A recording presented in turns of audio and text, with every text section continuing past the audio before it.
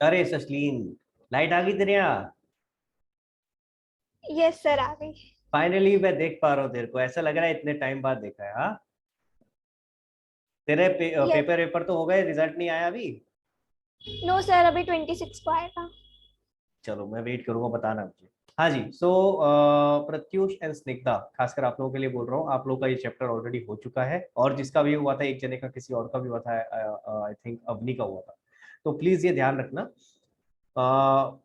जब मैं करा रहा हूँ, क्योंकि हम सेम बुक से करा रहे हैं टीएस ग्रेवाल से, तो मैं आपको होमवर्क बोलूंगा, ये वाले क्वेश्चंस होमवर्क में करके आना। तो प्लीज वहाँ कॉम्प्लेसेंट नहीं होना कि अच्छा ये तो हमने ऑलरेडी स्कूल में कर लिए, ऐसा नहीं करना प्लीज, ठीक है? सो जो भी मैं होमवर्क दे रहा हूँ उसको फ्रेश करना है, और फ्रेश करना है। और there would be a scenario जहां हो सकता है मैं अलग तरीके से करा रहा हूँ और आपकी टीचर अलग तरीके से करा रही है, ठीक है? ऐसा होगा, मैं बता रहा हूँ।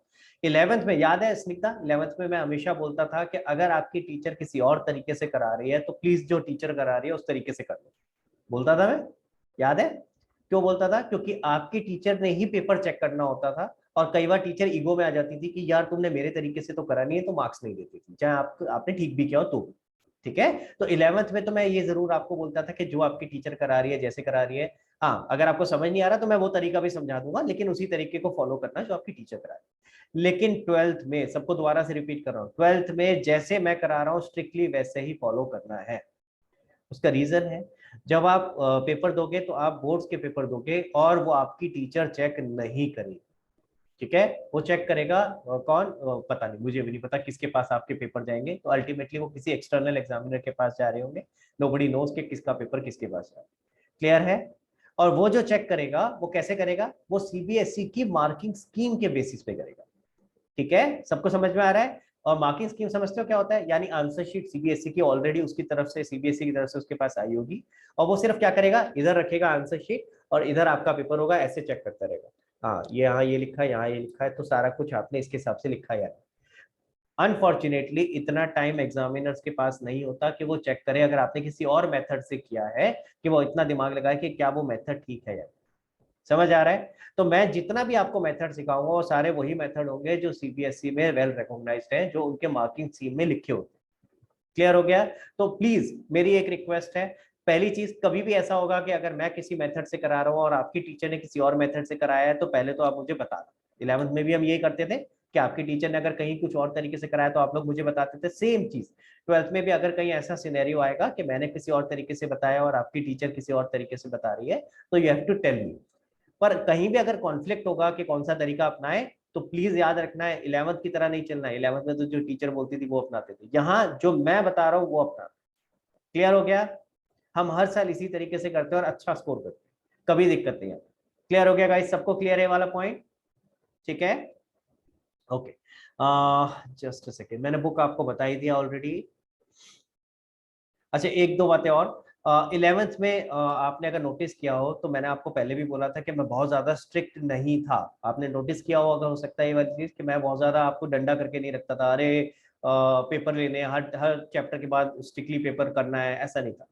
हमारा प्राइम फोकस क्या होता था? हमारा प्राइम फोकस समझने के ऊपर था। अभी भी वो रहेगा, समझने का। लेकिन यहाँ एक चीज की स्ट्रिक्टनेस रहने वाली है, हर चैप्टर के बाद एक टेस्ट होगा, हर चैप्टर के बाद। जैसे अभी फंडामेंटल की बात हो रही थी, जैसे ही वो खत्म होगा एक टेस्ट होगा, गुडविल खत्म होगा एक टेस्ट होगा, change in profit sharing ratio ये अगला चैप्टर है वो खत्म होगा तो एक टेस्ट होगा।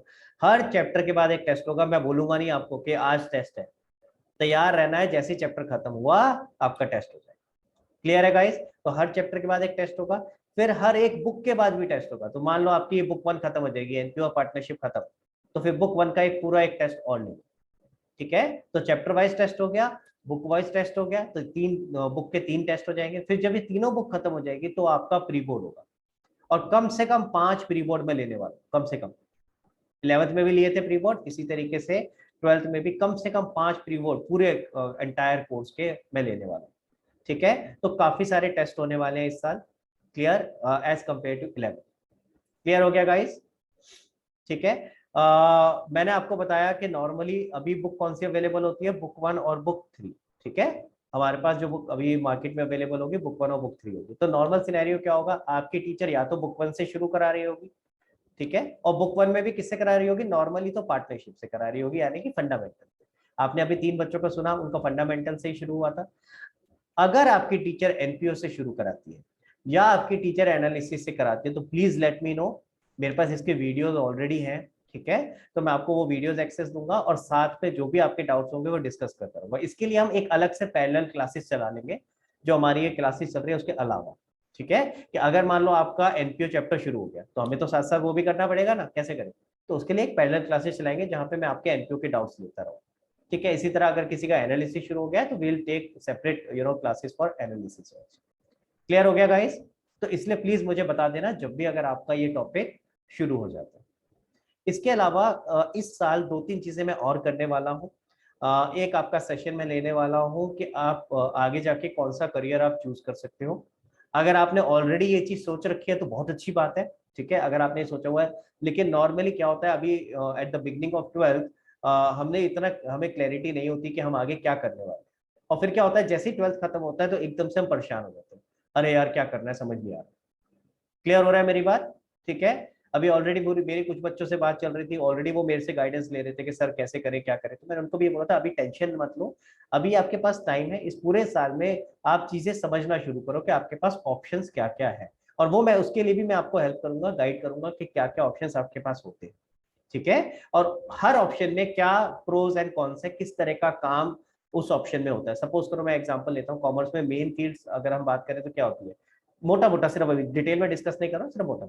एक आपका सीए होता है, प्रोफेशनल कोर्सेज की बात करूँ, सीए, सीएस, सीएमए, तो इनमें कैसा करिकुलम होता है, क्या इसमें डिफिकल्टीज होती हैं, अगर ये मैंने कर लिया तो उसके बाद किस तरह के मेरे पास जॉब ऑप्शंस या प्रैक्टिस के ऑप्शंस खुल जाते हैं, ये सब हम डिस्कस करेंगे, ठीक है? इसके लिए एक अलग सेशन रखूंगा। सिमिलरली एमबीए, एमबीए में भी बड़े सारे होते हैं, फाइनेंस का हो गया, एचआर का हो गया, ऑपरेशंस का हो गया, इन सब में क्या फर्क होता है और इनमें कैसा कोर्स करिकुलम है, कितना डिफिकल्ट है, कितना इजी है, किस तरह के सब्जेक्ट्स हैं, और ये करने के बाद मुझे अल्टीमेटली कैसी अपॉर्चुनिटीज मिलने वाली है, सो दैट मैं ये सारी चीजें समझ करके ये फाइनलाइज कर सकूं कि मेरे लिए कौन सा करियर ऑप्शन बेस्ट होगा। आ रही है बात समझ में सबको? क्लियर है? तो एक करियर ओरिएंटेशन क्लास में एक लूंगा, लेकिन अभी नहीं, ये जस्ट मैं आपको इसलिए बता रहा हूँ कि थोड़ा सा आप भी अपनी तरफ से कोशिश करना ये चीजों को समझने की जब हम वो क्लास लेंगे, ताकि थोड़े बहुत आपके पास भी क्वेश्चंस हो। एक तो ये हम करने वाले हैं, एक आगे जाकर हम ये बीच में क्लासेस रखेंगे जिसमें कपल ऑफ सेशंस में रखूंगा। एक होगा टाइम मैनेजमेंट के ऊपर कि आप इफेक्टिवली टाइम को कैसे मैनेज कर सकते हैं, क्योंकि सबसे बड़ी दिक्कत 12th के बच्चों को ये आती है, सब पता ही नहीं चलता टाइम कहाँ चला। सुबह जाते हैं स्कूल, रात तक बैठ करके काम कर रहे होते हैं, फिर इतनी बुरी हाल हो रहे होते हैं कि हम फिर सो जाते हैं और फिर जब उठते ही उठते फिर भागते हैं। तो डेली का रूटीन इतना खराब हो चुका होता है कि सुबह से लेकर रात तक पता ही नहीं चलता कि हमारा टाइम चला कहाँ गया। होता है कि नहीं होता है? 11th में भी आपने नोटिस किया होगा, 11th में भी कई लोगों को बहुत दिक्कत आ रही होगी कि यार बड़ा ज्यादा प्रेशर होता जा रहा है, जैसे जैसे क्लासेस बढ़ती जा रही है प्रेशर बहुत बढ़ता जा रहा है। तो how to deal with that pressure, ये भी समझना बहुत जरूरी है। तो ये चीज कहाँ से आती है? टाइम मैनेजमेंट एंड प्रायोरिटाइजेशन, कि कैसे हम टाइम को मैनेज करें और कैसे अपने कामों को प्रायोरिटाइज करें। क्लियर हो गया गाइस? तो ये चीजें हम सारी की सारी सीखेंगे इन सब्सिक्वेंट क्लासेस। बीच में मैं 1-2 सेशंस ऐसे लूंगा जहां मैं इन चीजों को डिस्कस आपके साथ करूँ। क्लियर हुआ? ठीक है।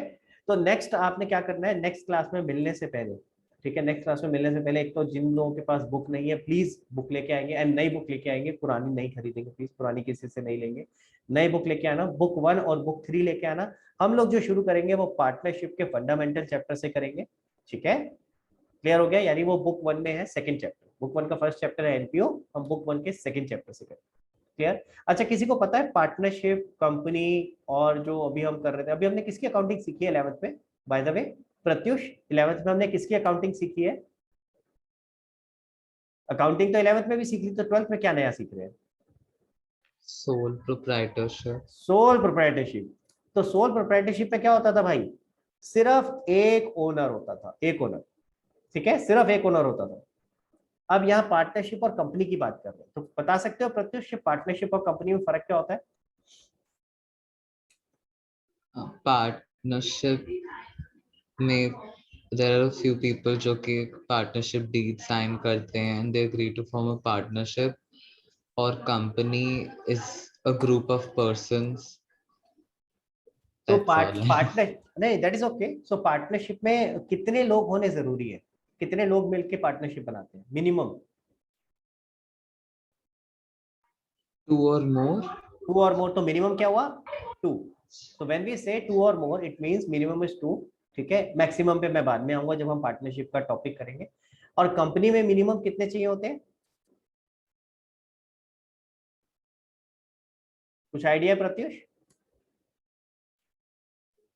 I forgot. कोई बात नहीं, सस्टेन कितने होते हैं बेटा कंपनी में मिनिमम? सर पब्लिक कंपनी में 7, प्राइवेट में 2। Very good.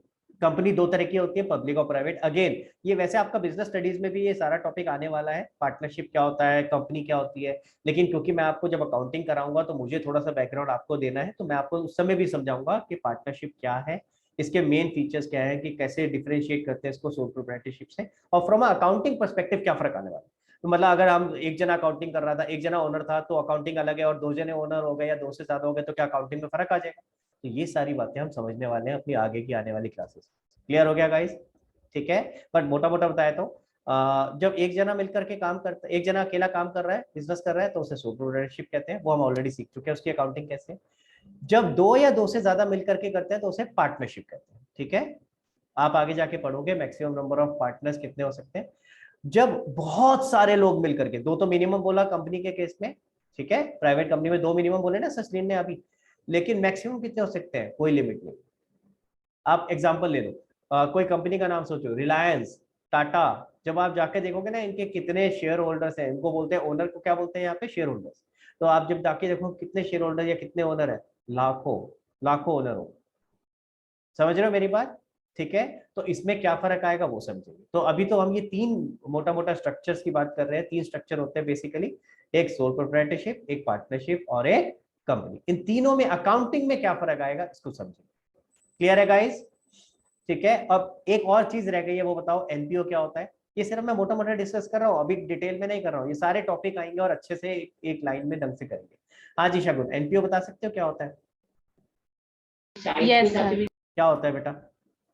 सर जो जो ऑर्गेनाइजेशन प्रॉफिट अर्न करने के लिए बिजनेस नहीं करते हैं वो एनपीओज होते हैं। फुल फॉर्म बता पहले।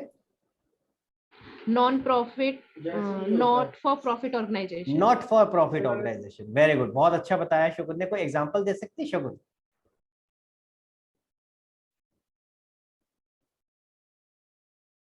सोचो सोचो। आरव कह रहा है मैं बताता हूँ। आरव बता क्या होगा? Sports club. Sports club. Okay, Aarav बताओ। तो मुझे नहीं पता। तू हंस रहा था, मुझे लगा तेरे को आता है यार। चलो मैं बताता हूँ। देखो एनपीओ बिल्कुल सही बोला शगुन ने। एनपीओ होता है नॉट फॉर प्रॉफिट ऑर्गेनाइजेशन, यानी ऐसी ऑर्गेनाइजेशंस जो कि, ध्यान से सुनना, जो कि बिजनेस करने के लिए नहीं बनी है। भाई बिजनेस करते किस लिए? प्रॉफिट कमाने के लिए। यानी वो प्रॉफिट कमाने के मोटिव से नहीं बनी, वो किस लिए बनी है फिर? म्यूचुअल बेनिफिट के लिए। ठीक है। तो जैसे स्पोर्ट्स क्लब की अभी बात करी शगुन शगुन ने, जैसे आपको पता होगा, I don't know where all of you put up, तो मेरे नियर बाय एरिया में एक स्पोर्ट्स क्लब है, एक स्पोर्ट्स कॉम्प्लेक्स है जिसका नाम है मेजर ध्यानचंद स्पोर्ट्स कॉम्प्लेक्स। ठीक है। तो इसी तरह से आपके भी आसपास एरिया में कुछ ना कुछ स्पोर्ट्स कॉम्प्लेक्स होंगे जो गवर्नमेंट की तरफ से रन कर रहे हैं। उनका ऑब्जेक्टिव क्या होता है? प्रॉफिट कमाना ना। उनका ऑब्जेक्टिव क्या होता है? आपको स्पोर्ट्स फैसिलिटीज प्रोवाइड करना, ताकि आप वहां पे एक रीजनेबल प्राइस दे करके आप वो स्पोर्ट्स फैसिलिटीज अवेल कर सकें। समझ आ रहा है सबको? क्लियर हुआ? सो जस्ट एक मोटा मोटा आपको, क्योंकि नाम दिख रहे थे मैंने कहा इसलिए थोड़ा सा आपको आइडिया दे देता हूँ। आज की क्लास का ऑब्जेक्टिव कुछ नई चीज सीखना नहीं था। आज की क्लास का ऑब्जेक्टिव एक डायरेक्शन देना था कि 12th में हम क्या करने वाले हैं। ठीक है। It was just a introduction class. Next class से हम एक्चुअल लर्निंग करने वाले हैं। नेक्स्ट क्लास से आपको हम पार्टनरशिप से शुरू करेंगे। पार्टनरशिप का सेकंड चैप्टर, जो आपका इस बुक का सेकंड चैप्टर होगा, जो कि है फंडामेंटल। क्लियर है? वहां से हम लोग शुरू करेंगे। कोई डाउट गाइस अभी तक जितना हमने समझा है? इसका एक फोटो खींच लो। एंड प्रत्युष एक दो चीजें मैं बता देता हूँ और, क्योंकि आप पहली बार क्लास कर रहे हो मेरे साथ। बेसिक 2 ग्राउंड रूल तो बताए थे, जरा रिपीट करो क्या थे। देखिए याद है प्रत्युष को या नहीं याद है? होमवर्क टाइम पे करना है और सारी क्लासेस अटेंड करनी है। हाँ, और होमवर्क भेजना भी है भाई, सिर्फ करना नहीं है। तो उसका भी एक पीडीएफ बना करके मुझे व्हाट्सएप करना है, ठीक है। ग्रुप पे नहीं डालना है, मुझे इंडिविजुअल व्हाट्सएप करना है, ठीक है। ये 2 बेसिक चीजें थी। एक दो बातें और बता देता हूँ। हम लोगों का डाउट्स डिस्कस करने का तरीका क्या है ये भी मैं आपको बता रहा हूँ। तो 11th में जो लोग कर चुके हैं उन्हें तो पता है। तो हम लोग क्या करते हैं, जैसे जो भी हमारी क्लासेस होती हैं, क्लासेस के बाद जो भी डाउट्स हैं आप ड्यूरिंग द क्लास पूछ सकते हो। उसके बाद अगर कोई डाउट आता है, कोई क्वेश्चन करते वक्त समझ नहीं आ रहा, तो आप कैसे पूछ सकते हो, अगली क्लास की वेट करने की जरूरत नहीं है। आप क्या करोगे, मुझे जो भी क्वेश्चन में डाउट है उस क्वेश्चन की फोटो खींच के भेजोगे, व्हाट्सएप करोगे और उस पर मेरे से डाउट पूछोगे। सपोज करो आपको क्वेश्चन की कोई लैंग्वेज समझ नहीं आ रही, तो आपने फोटो खींची, वो लाइन अंडरलाइन कर दी कि सर ये लाइन ना समझ नहीं आ रही, इसका मतलब बता, तो मैं आपको उसका मतलब बता दूंगा व्हाट्सएप पे, या तो मैं भी लिख करके, या फिर अगर ज्यादा डिटेल में बताना होगा तो मैं रिकॉर्डिंग करके व्हाट्सएप पे ही भेज दूंगा। ठीक है, तो नॉर्मली हमारा पहला स्टेप क्या होता है कोई भी डाउट पूछने का, वो होता है हमारा व्हाट्सएप। क्लियर हो गया, व्हाट्सएप पे हम कोशिश करते हैं कि इमीडिएटली, उससे एक फायदा क्या होता है, मान लो आप कोई क्वेश्चन कर रहे हो, आपको कोई डाउट आया, अब आप सोचोगे अरे यार ये तो नेक्स्ट क्लास में पूछना है, जब क्लास होगी तो फिर क्या होगा, आगे क्वेश्चन ही मन नहीं करेगा करने का कि यार ये तो समझ ही नहीं आ रहा है, सिमिलर पैटर्न पे है कि नहीं है। तो इससे अच्छा आप वेट करो अगली क्लास की, आप क्या करोगे उसी समय मेरे को फोटो खींच के भेज दोगे, अगर मैं उसी समय फ्री हुआ तो हाथ के हाथ आंसर आ जाएगा, वरना हो सकता है जैसे मान लो मैं अभी क्लास ले रहा हूँ, अभी किसी बच्चों के डाउट आए होंगे, तो जैसी क्लास खत्म होगी ना, मैं सबसे पहले चेक करूंगा किसके डाउट्स आया है, फोन मैं जैसे ही फ्री होगा, फ्री होते ही आपको रिप्लाई कर दूंगा। क्लियर हो गया, तो पहला तरीका होगा हमारा रिजॉल्व करने का व्हाट्सएप पे। दूसरा तरीका होगा, अगर मुझे लगेगा कि नहीं यार व्हाट्सएप पे नहीं हो पाएगा, ये थोड़ी कॉम्प्लिकेटेड चीज है जो मुझे आपसे 1 to 1 बात करके ही समझा पाऊंगा, तो मैं आपसे फोन पे बात करूंगा। क्लियर हो गया, और अगर ऐसा लगेगा कि नहीं ये तो फोन पे भी नहीं समझा सकता और कॉम्प्लिकेटेड है, तो उसके लिए फिर मैं आपको खुद बोलूंगा कि I will take this up in the next class. Clear हो गया, सो ये 3 तरीके से हम डाउट्स लेते हैं। लेकिन जो थर्ड वाला है ना ऑप्शन, यानी नेक्स्ट क्लास में डाउट्स लेने वाला, वो रेयर केस में आएगा। तो यानी कि हमारे नॉर्मली मैक्सिमम डाउट्स तो कैसे कवर हो चुके होंगे, आप मेरे से व्हाट्सएप पे ऑलरेडी कवर करके क्लोज कर चुके हो।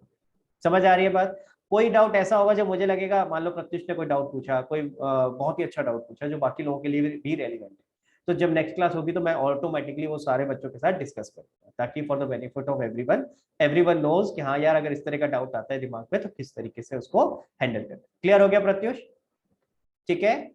एक और इंपॉर्टेंट चीज, आप जितनी भी चीजें मैं यहाँ लिख रहा हूँ आपको स्क्रीन पे दिख रही है बेटा, आपने क्या करना है, मैं आपको मौका दूंगा इसका स्क्रीनशॉट लेने का। जैसे अभी क्लास खत्म होगी, now you can take a screenshot या फोटो, जो भी आप लेना चाहो ले सकते हो। लेकिन उसके बाद क्या करना है, वो सिर्फ फोटो की तरह नहीं रखना है भाई, उसको आपने अपनी कॉपी में उतारना है। जैसे आप नॉर्मली कहीं भी आप जाते, किसी भी ट्यूशन में जाते तो एक अपनी कॉपी बनाते और नोट करते जो सर ब्लैक बोर्ड पे लिख रहे हैं, सेम तरीके से आपने वो अपनी कॉपी में नोट कर। और गाइज अगर आपको याद होगा 11th में मैंने आप लोगों को बताया था try to use different colour pens. मैंने कहा था आपको रेड कलर का पेन यूज करो, ब्लू कलर का करो, ब्लैक कलर का करो। याद आ रहा है किस लिए करो डिफरेंट कलर पेन्स, ताकि जो आपका जो क्लास में मैं आपको बता रहा हूँ वो जो आप नोट्स बना रहे हो वो एक कलर से हो। जैसे सपोज करो ये आपने जो लिखा है ये सारा का सारा आपने रेड कलर से लिखा फॉर एग्जाम्पल, ठीक है प्रत्युष, समझ रहे हो मेरी बात। तो आपने सारा मान लो नोट कर लिया रेड कलर से। अब होगा क्या, जब मैं आपको होमवर्क दूंगा तो उसको दूसरे कलर से करना, ब्लू कलर से। इससे फायदा क्या होगा, जब आपको रिवाइज करना होगा ना तो आपको पूरी कॉपी पढ़ने की जरूरत नहीं है। फिर आप क्या करोगे, सिर्फ सर के नोट्स कैसे आइडेंटिफाई करोगे, जो रेड कलर पे हो रहे हो, तो इजीली आप सिर्फ वो रेड कलर वाला पोर्शन पढ़ करके इजीली आइडेंटिफाई कर सकते हो कि मुझे सिर्फ इतना पोर्शन पढ़ना है, यहीं से पढ़ के रिवाइज हो जाएगा। समझ आई सबको। जो लोग ऑलरेडी प्रैक्टिस कर रहे थे, कोई कर रहा था ये प्रैक्टिस, मैंने 11th में भी बताया था। हाँ जी, शगुन कर रही थी, यस कर रही, सस्लिन कर रही थी। फायदा हुआ शगुन उस चीज का जब रिवीजन का टाइम आता है? सर, बहुत फायदा होता है सर। क्योंकि अगर आपने इस तरह से नहीं कर रखा होता ना बेटा, तो बाद में क्या होता है, पूरी की पूरी कॉपी ऐसा लगता है अरे बाप रे ये पूरी की पूरी कॉपी पढ़नी पड़ेगी, जबकि ऐसा है नहीं। उस पूरी कॉपी में से कम 2/3 तो आपका होमवर्क होगा, सिर्फ 1/3 होगा जो आपका रेलिवेंट होगा, जो आपको पढ़ना है। ठीक है, तो इसलिए अभी अगर नहीं भी कर रहे थे तो अब गोइंग फॉरवर्ड ट्राई करो बेटा इस तरीके से करने का। आपके स्कूल में तो कई बार कराते ना क्लास वर्क कॉपी अलग और होमवर्क कॉपी अलग, मैं कॉपीज अलग बनाने को नहीं कह रहा हूँ, ठीक है। लेकिन आप क्या कर सकते हो, आप अपना 2 अलग अलग कलर के पेन से एक ही कॉपी में इस तरीके से कर सकते हो। आप अलग अलग बनाना चाहो तो अलग भी बना सकते हो, it is up to you, ठीक है। बट अलग से आइडेंटिफिएबल होना चाहिए कि हाँ जो सर ने कराया है वो क्या कराया है। क्लियर हो गया गाइस, ठीक है। अब मुझे एक बात और बता दो, कुछ बच्चे मेरे पास ऐसे हैं, 3-4 बच्चे हैं जो मेरे से थोड़ा सा टाइमिंग को लेकर के रिक्वेस्ट कर रहे हैं कि सर अगर हमारा टाइमिंग कुछ चेंज हो सकता है। तो मुझे थोड़ा सा आप लोगों से पूछना था, अभी हमने टाइमिंग रखा था MWF का 4 to 5, ठीक है। अब आपसे मुझे चेक करना है कि क्या हम 2 ऑप्शंस दे रहा हूं मैं, ये 2 ऑप्शंस में मुझे बताना है कि क्या आप लोग अवेलेबल हो। अगर सबको सूट करेगा तभी करेंगे, अदरवाइज नहीं करेंगे। अगर एक बच्चा भी मना करेगा नहीं सर मेरा तो कोई और क्लास है, तो नहीं, ठीक है। तो इसीलिए मैं आप लोगों से डिस्कस कर रहा हूँ। एक ऑप्शन है MWF में ही 6 to 7 और दूसरा ऑप्शन है TTS में 6 to 7। TTS में मैं 4 to 5 नहीं ले सकता क्योंकि ऑलरेडी 4 to 5 12th का पुराना वाला बैच चल रहा है, तो मैं अभी चेंज कर ही नहीं सकता उसमें। ठीक है, तो पहले TTS वाला बताओ। TTS 6 to 7 किसी को दिक्कत है? TTS 6 to 7 अगर हम करें तो प्लीज हैंड रेज करो अगर किसी को दिक्कत है, और अगर दिक्कत नहीं है तो थम्स अप करके बताओ। Tuesday, Thursday and Saturday 6 to 7। Okay, Shagun का थम्स अप आ गया है, परिका, Tanisha, okay, Snigdha, Pratham, Avani, Aaram and Arab 6 to 7 TTS। Sir अभी हमारी मैथ्स की ट्यूशन डिसाइड नहीं हुई है, तो अभी फिर मैं आपको बता दूंगा। नहीं तो भाई एक बात बता ना, वो तो डिसाइड नहीं हुई है, कल को वो कहते हैं कि हम MWF में 4 to 5 करेंगे तो क्या करेगा? तो फिर तो आपको उन्हीं से बात करनी पड़ेगी ना यार। देखो, जो चीज हम पहले फिक्स कर रहे हैं, मेरी बात समझ, आरब मेरी बात समझ रहे हैं मैं क्या कह रहा हूँ? अगर हम लोग पहले एक टाइम फिक्स कर रहे हैं तो हम बार बार उसको चेंज नहीं कर सकते ना। आपके दूसरे टीचर ने अगर टाइम फिक्स अभी तक नहीं किया है तो आप उनसे रिक्वेस्ट कर सकते हो ना कि सर हमारी तो ऑलरेडी ये टाइम पे चल रही है, तो प्लीज इसको चेंज मत करो। समझ रहे हैं मेरी बात? ठीक है, इसीलिए तो मैं आपसे पूछ रहा हूँ अभी। अगर अभी डिसाइडेड है और आप मेरे को मना कर देते हो कि नहीं सर उस टाइम पे दूसरी टीचर की है, तो मैं नहीं करूंगा। फिर तो मैंने आपको एक कमिटमेंट दे ही रखा है MWF का, फिर विल ऑनर दैट। ठीक है, हाँ ससली। सर अगर MWF हो जाए तो बेटर है, बिकॉज मेरा स्कूल ना जब एक्स्ट्रा क्लासेस रखता है तो TTS में रखता है। हाँ तो देख, मैंने अभी रखा हुआ तो MWF ही था। द ओनली प्रॉब्लम है, जैसे अवनी का एक दिक्कत आ रहा था। अवनी अभी उसकी अगली क्लास 5 बजे शुरू हो जाती है। ठीक है, तो अभी वो रास्ते में से भी क्लास ले रही होती है, फिर वो उसको प्रॉब्लम होती है कि वो 5 बजे से एग्जैक्ट डॉट शुरू हो जाती है, और मेरी 4 to 5 का कभी कभी तुम्हें पता है 5 का 5:15 भी हो जाता है ना। तो इसलिए ये थोड़ा सा एक प्रॉब्लम आता है। इसलिए मैं कह रहा हूँ अगर ऑप्शन है हमारे पास TTS, can we shift to TTS? Sir MWF 6 to 7 कर सकते हैं। MWF 6 to 7 में अगेन सेम प्रॉब्लम आएगा ना, क्योंकि अवनी की 5 से 6 बजे तक क्लास होगी, फिर वो 6 बजे से फिर भागती हुई आ रही होगी, तो वो मेरी क्लास लेट कर देगी। तेरा जो ससले, जो तू बता रही है क्या नाम है TTS में, वो कभी कभार होता होगा ना, एक्सेप्शनल केसेस में। यस सर, और सर अभी डिसाइडेड नहीं है, बट फ्यूचर में अगर हो तो। और होता है तो टाइमिंग यही रहता है लगभग 6 से 7 बजे शाम का। यस सर, पिछली बार भी यही था। ऐसे ही हुआ था। चलो अभी देख लेते हैं। आराम बताओ बेटा। सर मैंने मैथ्स के सर को कहा कि हमारी 4 to 5 अकाउंट्स की ट्यूशन है, तो उन्होंने कहा कि वो टाइम फिर नहीं रखेंगे। उन्होंने कहा कि ओके, अगर आप ठीक है। ऑफलाइन लोगे तो ट्यूसडे, थर्सडे, सैटरडे होगी आपकी क्लास 4 to 5। ओके, और तुम्हारा एक ही वहां पे एक ही बैच है? सर नहीं, वो ऑफलाइन का अलग बैच है, ऑनलाइन का अलग है। ऑनलाइन अगर हम ऑनलाइन लेंगे तो सर वो टाइम डिसाइड करके बता देंगे। नहीं तो तुम ऑफलाइन ले रहे हो क्या ऑनलाइन ले रहे हो वहां पे? सर अभी वो श्योर नहीं है, अभी बता अच्छा, अभी देंगे पक्का नहीं 1-2 है। डेज में। नहीं मैं तेरा यस पूछ रहा हूँ सर। आराम, कि तुम लोग ऑफलाइन ले रहे हो कि ऑनलाइन ले रहे हो, तुम्हारा डिसाइडेड नहीं सर है? मैं अपना ही कह रहा हूँ। अच्छा चलो फिर एक काम करते हैं, लेट्स डू वन थिंग। मैं एक बार अभी मैं कुछ फाइनल नहीं कर रहा हूँ, ठीक है? अभी हमारा MWF ही है 4 to 5, मैं कुछ चेंज नहीं कर रहा हूँ, और मैं बिना डिस्कस करे करूंगा भी, ये भी क्लियर है, ठीक है? तो मैं एक बार सिर्फ जैसे अवनी का एक क्लैश कर रहा था, एक दो बच्चों का और कर रहा था, तो let me try to resolve, अगर कुछ और तरीके से रिजॉल्व हो जाता है। अगर नहीं होगा तो फिर will keep MWF 4 to 5। Aram and Aarab, आपका अगर कुछ पता चल जाता है, एंड सिमिलरली सस्लीन आपका कुछ पता चल जाता है कि अगर एक्स्ट्रा क्लास होगी तो कब होगी, और अरम आपका और आरब आपका अगर मैथ्स का पता चल जाता है ना, तो मुझे बता दो, ठीक है? कि क्या टाइमिंग आपकी फिक्स हो रही है, फिर अकॉर्डिंगली वील फाइनलाइज कि हमें आगे गोइंग फॉरवर्ड क्या करना है। तो अभी एक काम करते हैं, अभी नेक्स्ट क्लास तो MWF में रखते हैं, यानी आज मंडे था तो नेक्स्ट क्लास वेडनेसडे को रखते हैं, और वेडनेसडे को हम अपना एक्चुअल काम शुरू करेंगे। आज जरा इंट्रोडक्शन था, वेडनेसडे से हम लोग शुरू करते हैं अपना पार्टनरशिप फंडामेंटल्स। तो प्लीज अपनी अपनी बुक्स लेके आ जाना बेटा जिनके पास है, ठीक है? TS ग्रेवाल सबको पता है, TS ग्रेवाल मैं आपको फोटो खींच के भेज देता हूँ। बुक 1 तो एटलीस्ट अभी ले ही आना, 3 चाहे अभी लाओ मत लाओ, लेकिन बुक 1 तो अभी इमीडिएटली ले आओ। क्लियर है गाइस? ठीक है, चलो तो आज की क्लास हम लोग यहीं पे रैप अप करते हैं, नेक्स्ट क्लास में मिलेंगे। कोई डाउट किसी को बताओ भाई, कोई डाउट है तो please give me please raise a hand. हाँ शबू बोलो बेटा। सर एक तो टाइम 6 to 7 का मेरे लिए बेस्ट है, चाहे किसी भी टाइम पे रख लो, MWF हाँ। या TTS। और हाँ, सर मेरा ये वाला नंबर ग्रुप पे ऐड कर देना सर। हाँ वो मेरे को मैं अभी कर देता हूँ, इनफैक्ट अभी कर ही देता हूँ। मैंने तेरा दूसरा गलती से दूसरा नंबर ऐड कर दिया आई गेस, है ना? तेरे 2 नंबर थे, तो मैं ये वाला ऐड कर देता हूँ तेरा। ठीक है, चलो तो टाइमिंग को लेकर के बेटा अभी हम थोड़ा सा होल्ड पे रखते हैं, अभी फिलहाल MWF 4 to 5 ही रखते हैं, ठीक है। और एक बार बाकी पहले इन लोगों का क्लियर हो जाए, सस्लीन का, आरम का एंड आरव का, फिर हम लोग फाइनल करते हैं कैसे करना है, ठीक है। चलो तो हम लोग मिलेंगे नेक्स्ट क्लास में फिर वेंसडे को again 4 to 5 for the timing, फिर देखते हैं क्या।